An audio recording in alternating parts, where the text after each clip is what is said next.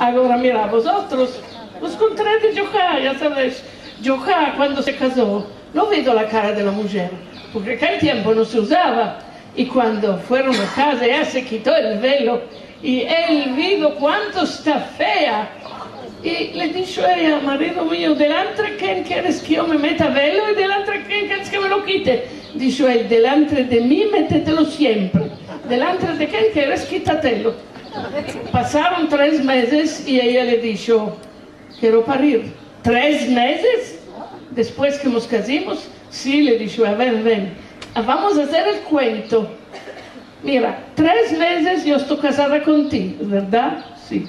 3 meses tú estás casado conmigo, ¿es verdad? Sí. 3 meses estamos casados juntos. ¿Cuánto es en todo? 9 meses. Bueno, le dijo él, parí mujer, que la cuenta ya está justa. Y cuando ya parió, y cuando ya está la criatura durmiendo, y los dos están durmiendo, y la criatura empieza a llorar. Y ella no se metió a cantar. Él lo tomó, lo cunó por aquí, por allá, nada, está llorando ya. A la fin le dice, Johá, levanta, cuna y tú un poco la criatura, es media mía y media tuya, ¿no? Le dijo el marido medio durmiendo, no, cuna tú la media tuya, a mí no me importa si la media mía está llorando.